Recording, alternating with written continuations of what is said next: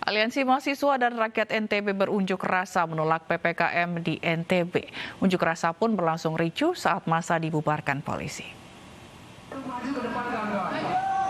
Ayo bordir kawan-kawan sebelum kita maju kawan-kawan. Bordir dulu. Puluhan mahasiswa yang tergabung dalam Aliansi Mahasiswa dan Rakyat NTB merusak pagar saat mencoba masuk ke dalam kantor DPRD NTB di Jalan Udayana, Mataram, NTB. Mereka berunjuk rasa menolak kebijakan PPKM di Provinsi NTB yang dinilai merugikan masyarakat. Selain itu, massa juga protes dengan pemberian bansos yang tidak adil, serta vaksin yang dirasa tidak efektif. Massa juga merusak blokade dan aksi berujung ricuh saat polisi berupaya membubarkan aksi. Selanjutnya, aksi anarkis mahasiswa ini akan ditindaklanjuti oleh Polres Mataram.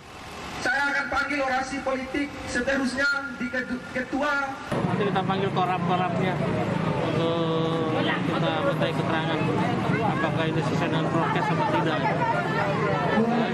Nah, turunkan kita kurang lebih ada 100 kita untuk turunkan ini aksi ini. Termasuk yang nanti di mana? Gubernuran. Di sini untuk Massa kemudian melanjutkan aksinya ke depan kantor Gubernur NTB dengan pengawalan kepolisian. Dalam orasi, puluhan mahasiswa meminta untuk bertemu Gubernur NTB, namun Gubernur tidak berada di tempat. Hanya diterima oleh pihak berwajib di lingkup Pemda NTB. Dari Mataram, Nusa Tenggara Barat, Vinka Andini, iNews melaporkan.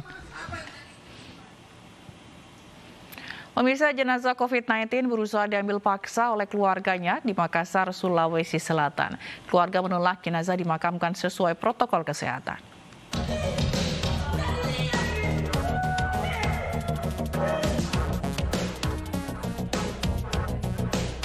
Puluhan orang datang ke Rumah Sakit Primaya Makassar, Sulawesi Selatan Rabu dini hari untuk mengambil paksa jenazah keluarganya yang terkonfirmasi positif COVID-19.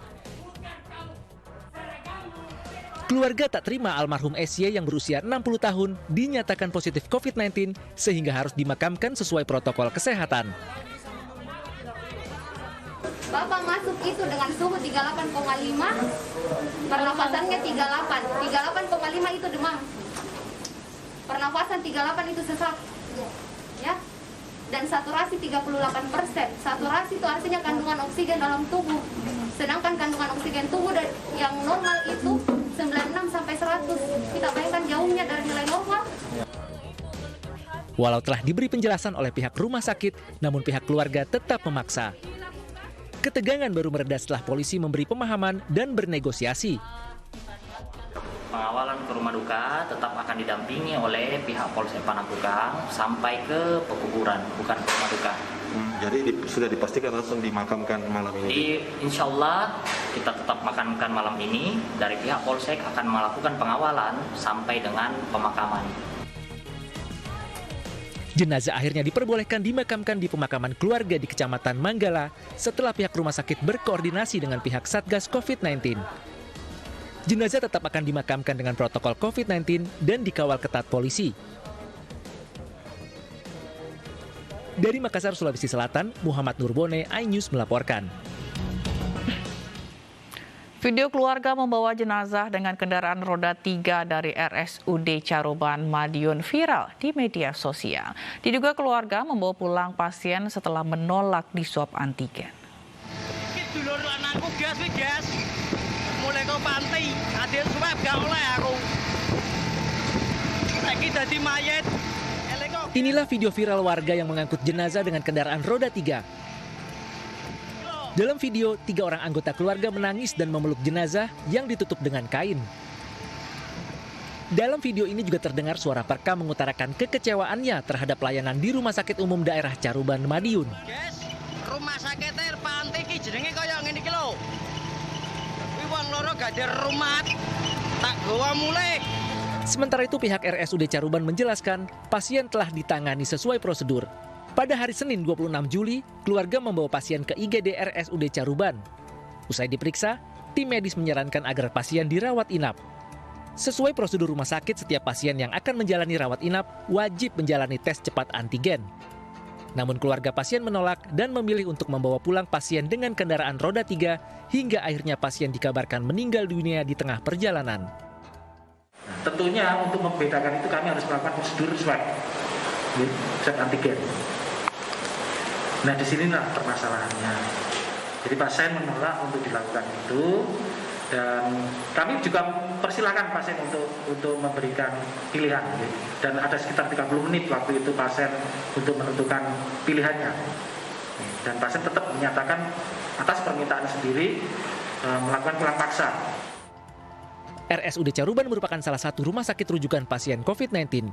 Setiap pelayanan kesehatan yang mengharuskan pasien dirawat inap wajib menjalani swab antigen untuk membedakan pasien umum dengan pasien COVID-19. Dari Madiun, Jawa Timur, Arif Wahyu Effendi, iNews melaporkan. Tidak mendapat ruang perawatan di rumah sakit, seorang pria lansia 80 tahun meninggal dunia setelah 4 hari menahan sakit di rumahnya di kawasan Gambir, Jakarta Pusat. Setelah dites usap, korban diketahui positif COVID-19.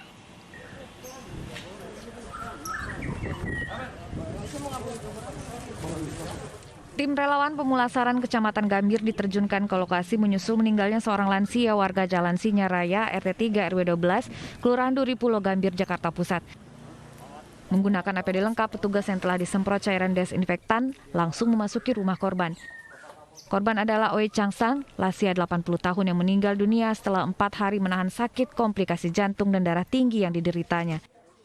Korban terpaksa hanya menjalani perawatan di rumah lantaran sejumlah rumah sakit yang didatanginya telah penuh. Meski korban diduga kuat meninggal dunia karena terkena serangan jantung, namun proses evakuasi tetap dilakukan dengan standar penanganan COVID-19 lantaran dari hasil tes usap antigen diketahui jika korban reaktif. Prosesnya meninggalkan informasi tadi dari ketua RT-nya jam 7 pagi. Tapi karena memang harus diperiksa dulu dari tim kesehatan Puskesmas Kelurahan Duripulo, hasil pemeriksaan tadi jam 10.30 terdapat reaktif positif. Usai dimasukkan ke dalam peti jenazah yang dibungkus dengan plastik, jenazah korban selanjutnya dibawa ke TPU Rorotan, Cilincing, Jakarta untuk dimakamkan. Rencananya pihak keluarga Gambir juga akan melakukan tracing terhadap seluruh anggota keluarga korban guna mencegah penyebaran COVID-19. Dari Jakarta, Rani Sanjaya, iNews melaporkan. Pemirsa, kelangkaan obat terapi COVID-19 masih terjadi. Sejumlah penjual obat di Pasar Pramuka mengaku kesulitan pasokan dari produsen.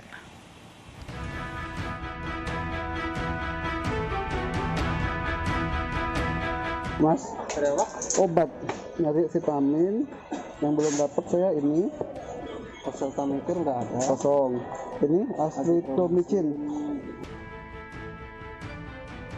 Belum satu pekan saat Presiden Jokowi kesulitan menemukan obat terapi COVID di pasaran, kelangkaan serupa masih terjadi di Pasar Pramuka, Jakarta. Sejumlah obat terapi antivirus seperti oseltamivir, favipiravir, dan azithromycin menghilang dari peredaran. Lebih dari 5 toko penjual obat di Pasar Pramuka mengaku tidak memiliki obat-obatan tersebut. Oseltamivir, favipiravir, nggak ada sembuh. Azithromycin nggak ada juga. Vitamin? Vitamin ada. Penyembuh 1000 ada. Penyembuh 1000 ada. Berapa duit? 85. Tidak hanya langka, harga obat terapi COVID dan vitamin juga mulai melonjak dari biasanya. Ini kosong semua ini, oseltamivir, favipiravir. Ini ada ini. Nggak ada semua berarti. Ini 650.000. Aduh, ini obat paten nggak ada generiknya. 650.000 berapa isinya? 10 biji. Sanadril ya? Buset dah, Sanadril. 650.000. Hanya favipiravir adanya ya? Yang lainnya nggak ada. Aduh. Ini ada cuma berapa biji doang, nggak banyak. Tapi harganya ya kebangetan ya. Ini 15.000 satu. Ini 15.000 satu. Yang ini nggak ada. Pedagang mengaku sejak 1 bulan terakhir tidak ada pasokan obat terapi maupun multivitamin dari pihak distributor. Polisi mengungkap penjualan tabung gas oksigen palsu yang dimodifikasi dari tabung alat pemadam api ringan. Pelaku memodifikasi tabung APAR seharga Rp700.000 untuk dijual sebagai tabung oksigen seharga Rp3 juta.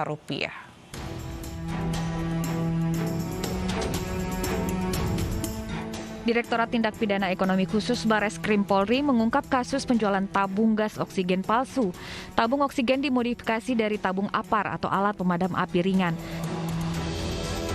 Pelaku memodifikasi tabung pemadam api ringan dengan modal Rp700.000 untuk dijual sebagai tabung oksigen seharga 2 hingga 3 juta rupiah.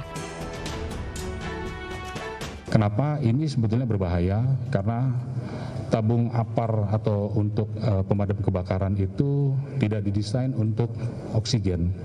Kita tidak tahu bagaimana tank cleaningnya, di dalamnya adalah gas CO2. Kalau misalkan nanti diisi dengan oksigen, kalau misalkan pembersihannya tidak bagus, ini tentu akan membahayakan orang.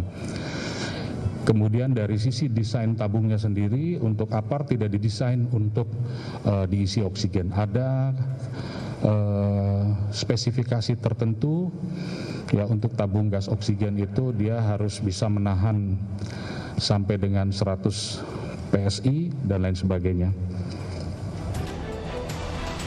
Selain menangkap belasan pemalsu tabung oksigen, polisi juga mengungkap 33 perkara penimbun obat terapi COVID-19 dan penjualan obat melebihi harga eceran tertinggi yang telah ditetapkan Kementerian Kesehatan. Tim Liputan iNews melaporkan. Pasangan suami istri asal Bogor, Jawa Barat ditangkap polisi karena menjual sertifikat vaksin palsu. Walau harganya mencapai Rp300.000, namun banyak peminatnya.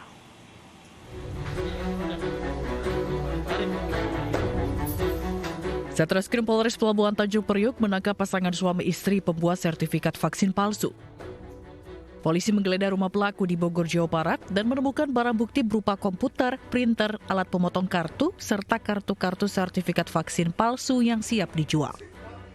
Kedua pelaku sudah beroperasi selama 1 tahun. Tersangka pria berinisial A memiliki latar pendidikan di bidang komputer sehingga mahir memalsukan kartu sertifikat vaksin bahkan dokumen penting lainnya. Kami temukan ternyata di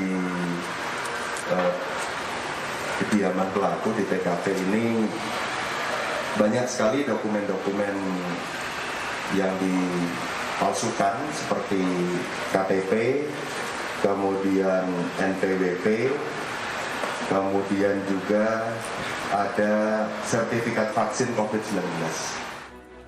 Pemalsuan dokumen ini terungkap dari program vaksinasi yang digelar Polres Pelabuhan Tanjung Priok, namun salah seorang warga menolak divaksin dan menunjukkan kartu vaksin. Setelah diperiksa, warga tersebut belum divaksin dan kartunya palsu. Dia mengaku mendapat kartu vaksin dengan membeli secara online seharga Rp300.000. Warga diimbau tidak tergiur sertifikat vaksin palsu karena pemerintah sudah memberikan gratis vaksin melalui program vaksinasi di berbagai tempat. Dari Jakarta, Vendra Kurniawan, iNews melaporkan.